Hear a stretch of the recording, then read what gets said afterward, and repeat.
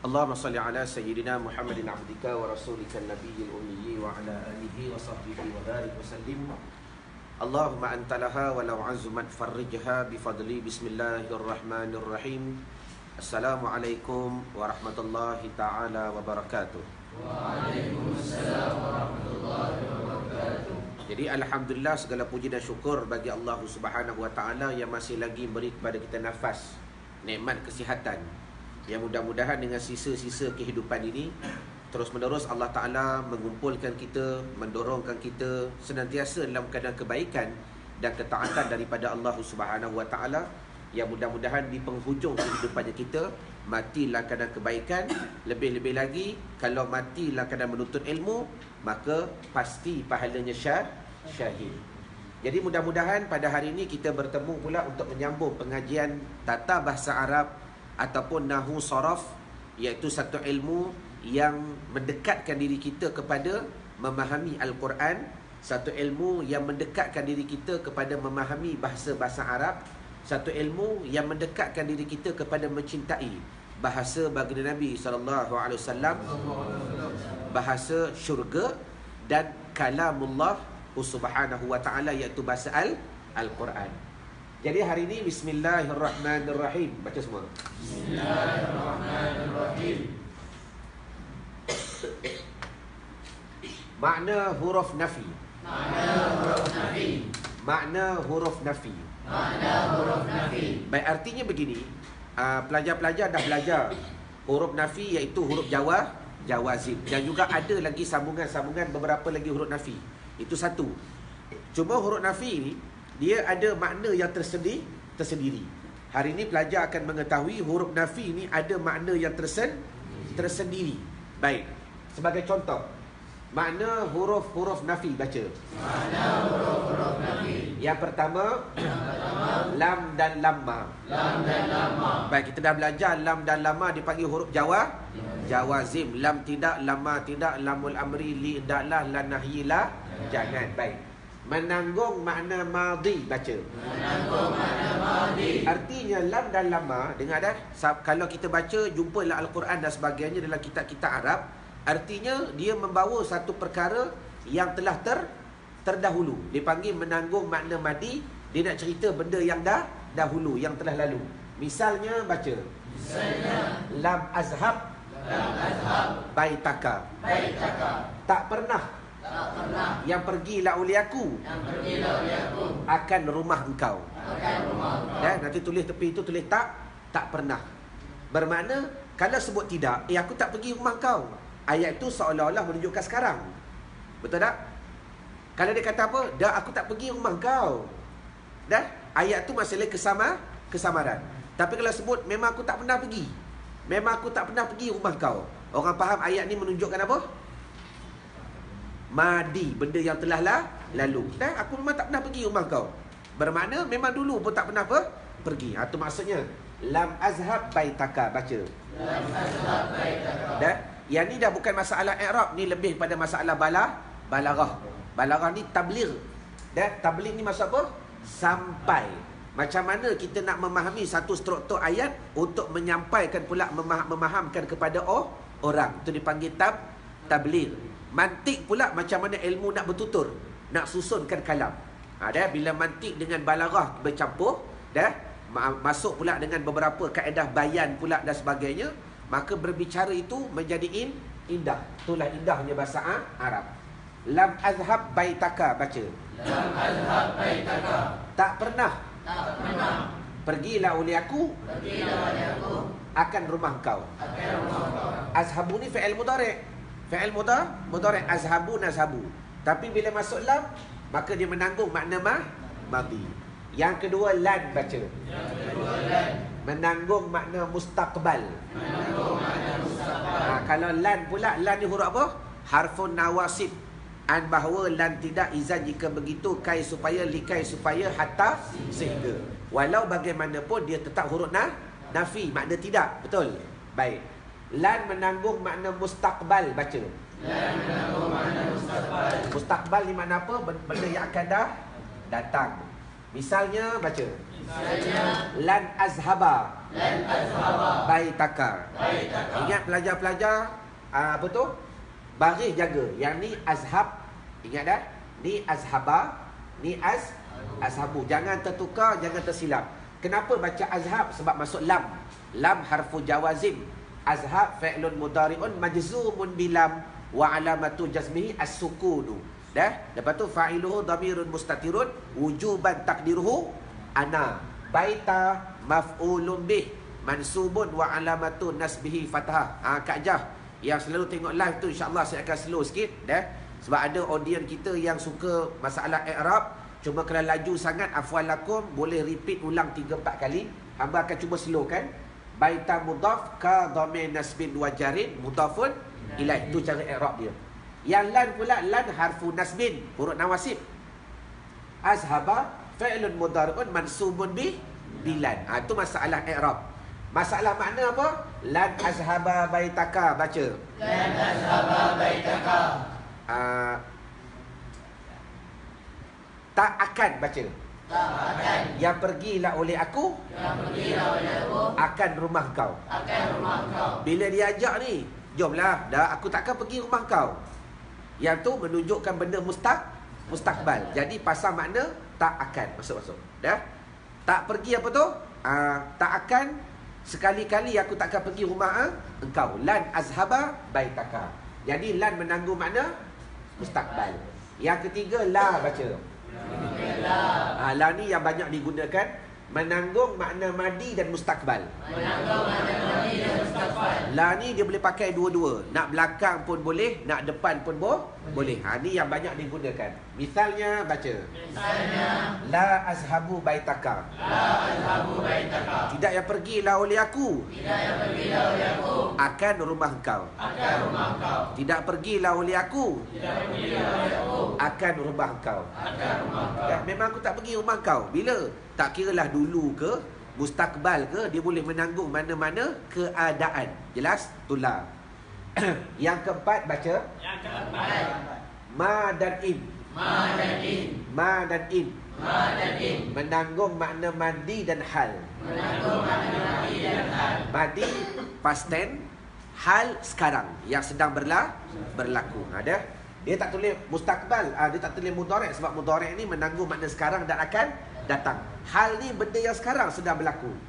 Misalnya ma azhabu baitaka. Ma azhabu baitaka. Tidak pergilah oleh aku. Tidak pergilah oleh aku. Akan rumah engkau. Akan rumah kau. Semua makna tidak. Cuma keadaannya berbeza. Tengok kayanya bahasa Arab. Baik. Cuma ini biasanya in baca. Biasanya in. Makna nafi. Makna nafi. Sebab ada in huruf masdar. Dah? Ada in huruf apa lagi? Harfu syartiyah. Dah banyak ini. Cuma kalau kita nak kenal in tu menggunakan makna nafi, biasanya in baca. Biasanya in. Makna nafi. Makna nafi. Bila didapati. Bila didapati. Selepasnya huruf illa. Selepasnya huruf illa. Ya? Kalau kita nak tahu in tu makna menanggung makna apa, tengok kalau selepas dia hanya illa, kebiasaan in tu makna nafi. Nampak? Misalnya baca. Misalnya In zahabtu. in zahabtu. Illa ma'aka. Illa ma'aka. In zahabtu. In zahabtu. Illa ma'aka. Illa ma'aka. Tidak pergilah oleh aku. Tidak pergilah oleh aku. Melainkan serta engkau. Serta engkau. Dan aku tak akan pergi melainkan pergi dengan kau. Dah? Tidak pergilah oleh aku, baca. Pergilah oleh aku. Melainkan beserta engkau. Beserta Dah? engkau. Illa harfun nafi. Zahabtu fa'ilu madin mabni ala sukun litisali dhamir raf'il mutaharriki tu fa'il. Illa harfu istisna. Dah? Ma'aka ma'a zaraf ka mazruf. Boleh. Ma'a zaraf ka dhamir nasbin wa jarin ma mazruf. Habis. Wallahu a'lam. Sambung.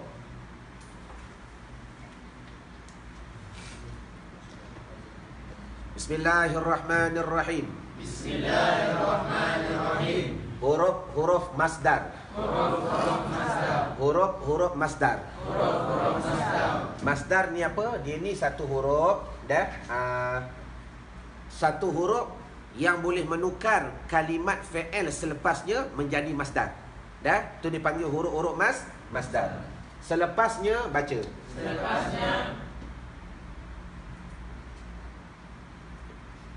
Selepasnya nya huruf hendaklah ditakwilkan dengan masdar. Takwil makna tukar. Takwil makna tukar.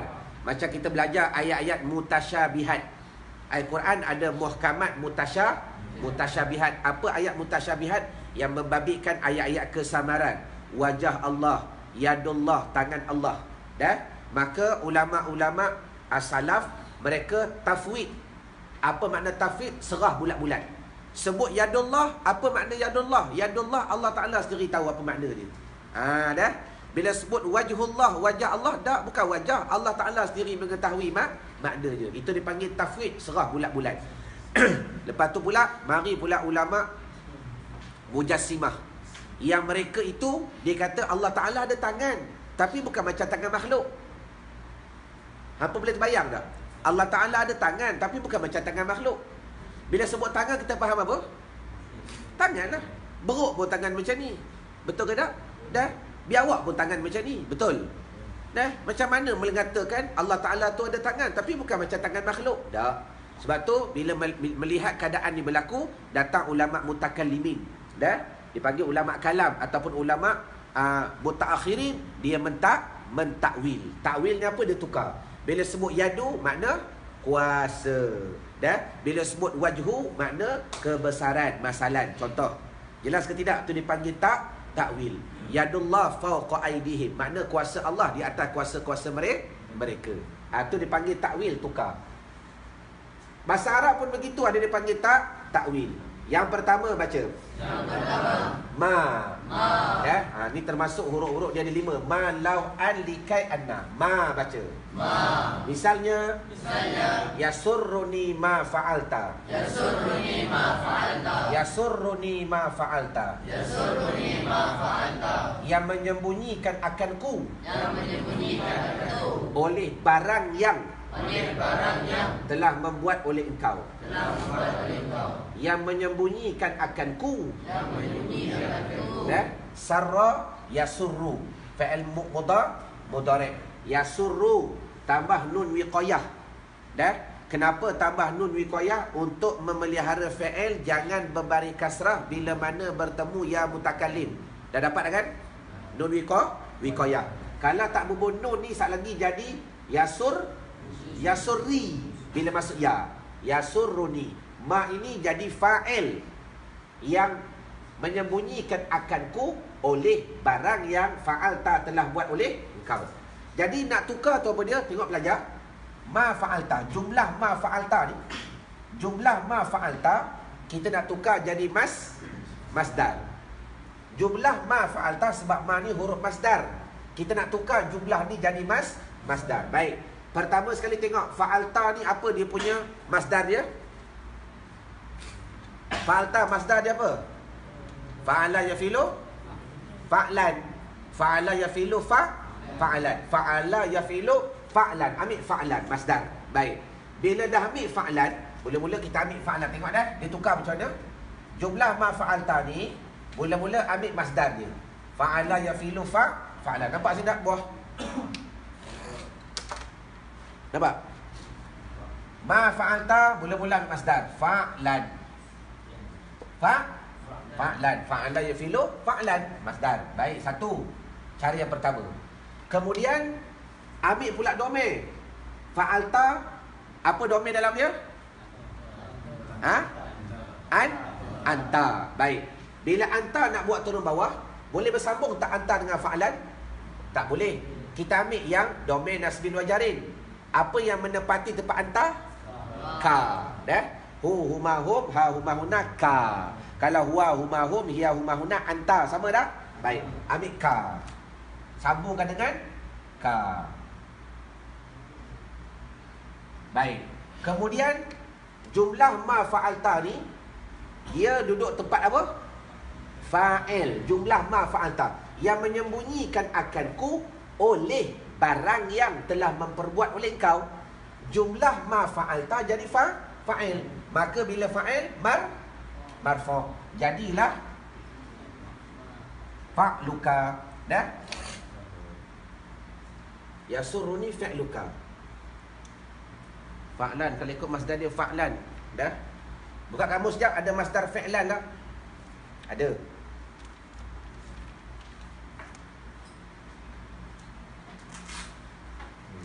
Dah?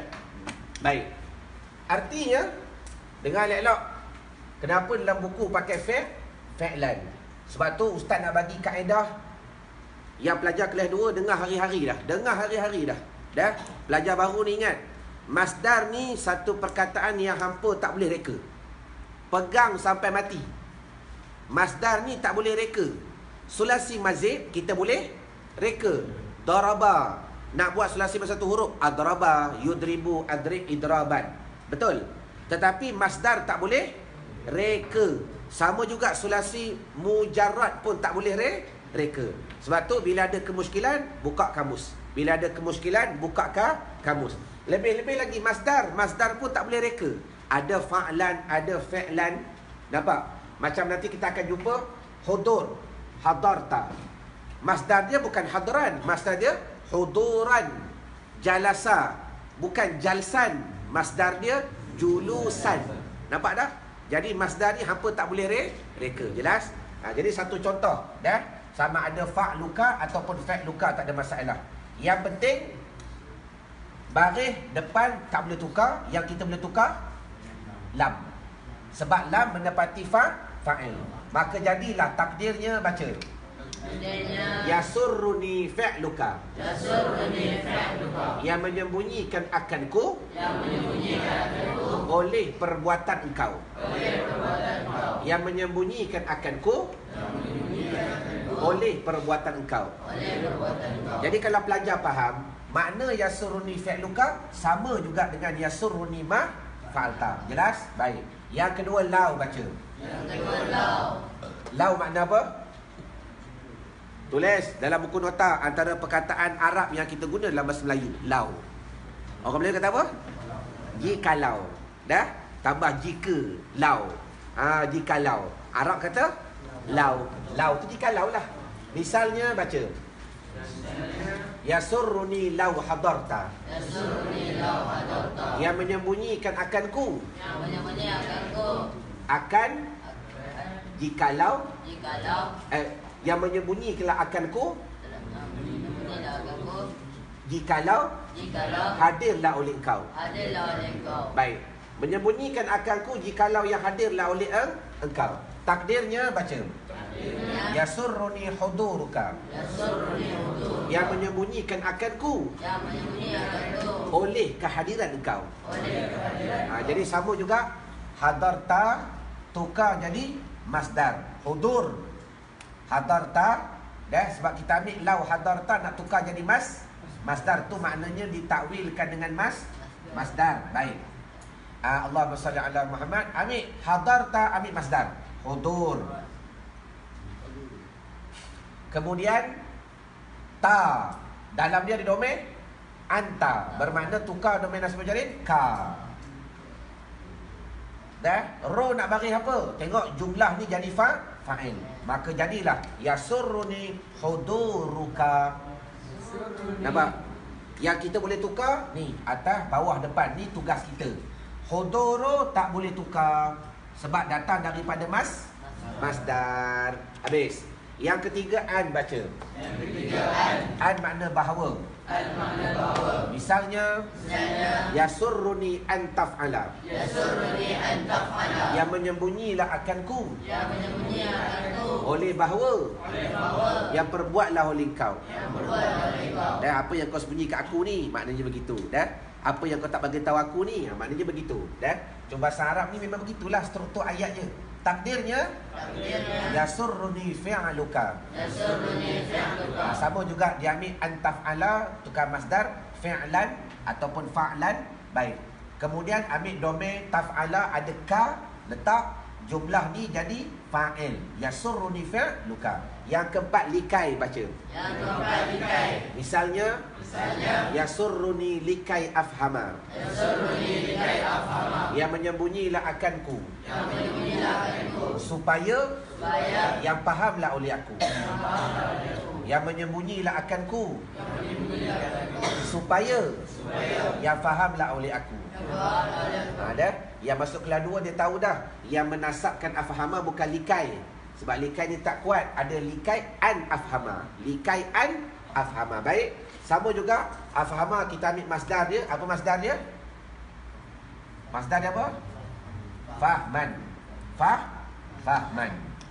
Fa'ala yafilu fa'lan. Baik. Kemudian ambil dalam afhama ni ada domain apa? Dalam afhama ada domain apa? Afhama. Ana afhama nafhama. Kenapa dia masuk? Sebab datang likai harfu nasbin. Bermakna likai dah ada dua kerja. Harfu nasbin wa masdarin. Dia huruf nasab, dia juga huruf masdar. Baik. Afhama, dalam afhama ada domain ana ataupun ya, datangkan ya. Dan bagi bawah mutabaqah. Jadilah yasurruni fahmi, yang menyembunyilah akanku oleh kepahamanku.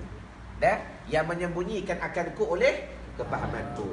Yang kelima anna baca. Yang kelima anna. Misalnya anna makna bahawasa yasurruni annaka hadirun. Yasurruni annaka hadirun. Yang menyembunyikan akanku. Yang menyembunyikan aku. Oleh bahawasa engkau itu. Oleh bahawasa engkau itu. Hadir. Hadir. Sama juga ambil hadirun tukar masdar, huduru ambil ka letak belakang. Lepas tu jumlah ni jadi fa'il huduru. Ulang balik. Hadirun tukar jadi masdar, huduru. Ambil ka letak belakang. Lepas tu ru nak bagi apa? Tengok jumlah annaka hadirun fa'il bagi yasurru. Jumlah annaka hadirun fa'il bagi yasurru. Maka dibariskan huduruka. Jadilah yasurruni huduruka. Baca. Yasurruni huduruka. Wallahu a'lam. Jadi kepada tuan-tuan yang berada di rumah, syukran jazilan kerana menonton.